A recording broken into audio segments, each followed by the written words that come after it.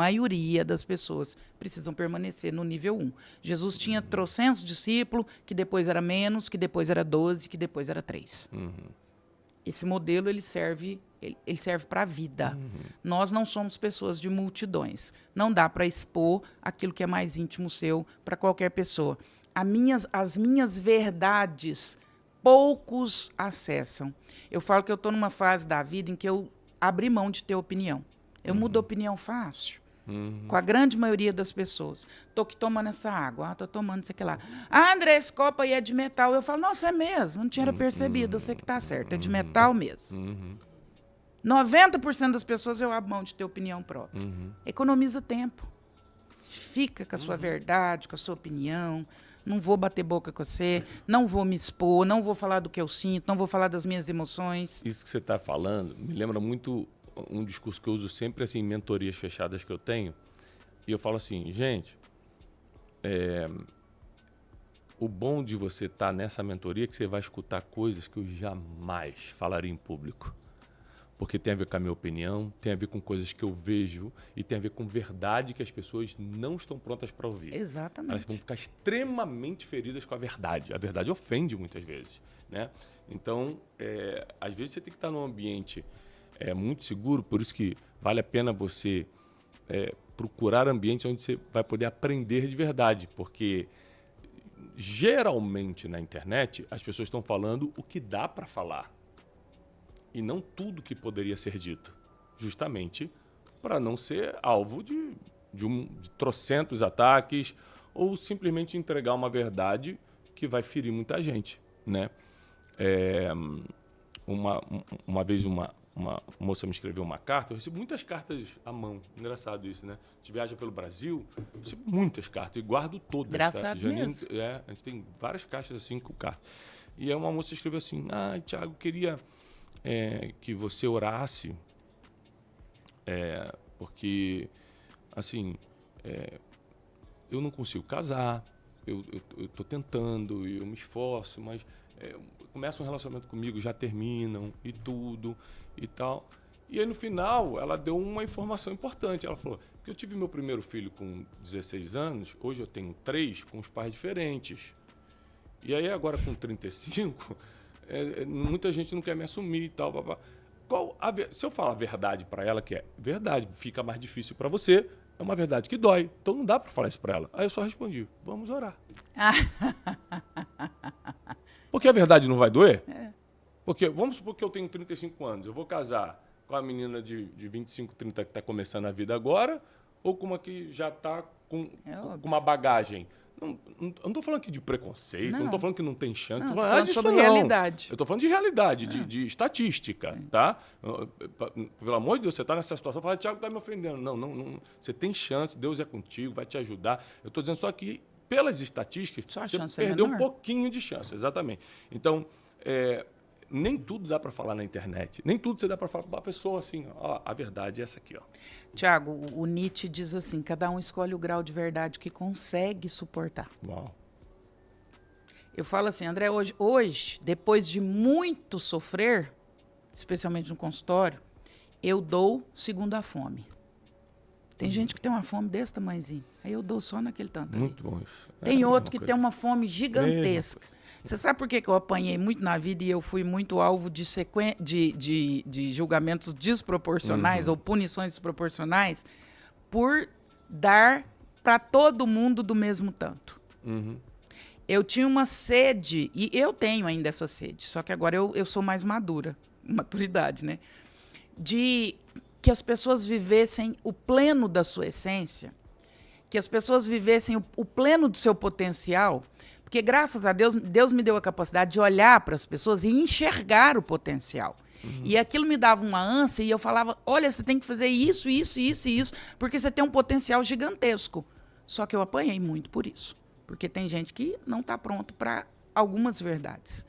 E aí eu precisei ir ponderando e entendendo que cada um aguenta uma quantidade de verdade. É bem o que Nietzsche falou. Cada um tem um nível de verdade que consegue suportar. Tem gente que está pronto para ouvir certas coisas, para tomar um sacode. Tem gente que não está pronto. E Jesus fazia muito isso, tá? Tinha pessoas que Jesus nem respondia, Pilatos perguntando, ele tá calado. Ele falou assim, você não vai falar nada, não? Ele falou assim, o que você quer que eu fale, né? Aqui. Você não sabe que eu tenho o poder de te soltar? Aí, quando ele fala isso, Jesus fala assim, nenhuma autoridade você teria se do céu não tivesse sido dada. E aí, Pilatos fica sem palavras e acabou a conversa. Tinha gente que Jesus não dava papo, tinha gente que Jesus contava história, porque se falasse direto a pessoa não ia entender, aí ele contava uma história, uma parábola. Tinha gente que ele chamava na intimidade, você entendeu o que eu falei lá sobre a parábola das sementes, que a semente caiu na beira do caminho, entre os espinhos? Não entendi. Aí ele explicava, geralmente eram as pessoas mais íntimas, o Pedro, Tiago, João, aí eles perdiam um tempo explicando o que ele já contou em público. O nível aí, os 3 níveis. Ele é por nível. No livro Especialista em Pessoas, eu falo sobre 3 tipos de amigos, né? O amigo íntimo, que são 2, 3 que você vai ter na vida no máximo, o amigo necessário, que é quem você precisa emocionalmente, e o amigo estratégico, que é vocês se gostam e estão juntos por uma causa, por um objetivo, às vezes até por um negócio, mas não necessariamente por quem um é na vida do outro. E aí eu ensino a departamentalizar assuntos. Como é que você vai contar uma fraqueza sua para um cara que é amigo estratégico? Ele está contigo só por causa de um objetivo. Ele vai usar um dia essa fraqueza contra você em prol desse objetivo. Exatamente. Sabe? Então, a gente confunde muito esse posicionamento das pessoas que estão à nossa volta. Aí tá tão bom essa conversa agradável, essa pessoa, vou contar aqui minha vida para essa pessoa. Pronto. E você sabe qual que é o desafio do desenvolvimento humano? Porque nós trabalhamos com desenvolvimento humano, nós desenvolvemos pessoas. O grande desafio do desenvolvimento humano é exatamente saber que existem pessoas que você vai ter que enxergar elas indo para o abismo e você vai ter que só assistir. Meu Deus. Se tem uma das coisas que me adoeceu no consultório, é que eu queria muito, até porque eu vim do mercado corporativo, eu trabalhava com números, com balance scorecard, então eu trabalhava com resultado. E aí eu vim para o consultório querendo muito resultado. Se você estava deprimido, você tinha que se curar da depressão. Se o seu casamento estava ruim, seu casamento tinha que melhorar. Se você não sabia educar seus filhos, você tinha que sair sabendo educar seus filhos. E isso me adoeceu. Porque muitas vezes as pessoas não estão comprometidas com o resultado, nem com o resultado da própria vida. Meu Deus, é mesmo. E desenvolver pessoas é muitas vezes dar o alimento, mas a responsabilidade a partir dali é dela. Porque se a gente não fizer essa separação, a gente adoece. Você tem que entender que eu vou pôr o prato diante de você, eu preciso entender que eu vou pôr o prato diante de você, mas a partir daí é com você. Eu não posso fazer mais nada. Eu falo que até Deus, a grande limitação de Deus, André, Deus tem limitação? Tem. Você. Você é a grande limitação de Deus. Se você não quiser, nem Deus consegue. Porque Deus não vai violentar a sua vontade. Nós somos a grande limitação de Deus. Se eu resolver que eu vou fazer alguma coisa errada, nem Deus. Porque Deus não vai violentar a minha vontade. Então, esse é o desafio de desenvolver pessoas. E para nós que enxergamos, isso é extremamente sofrido.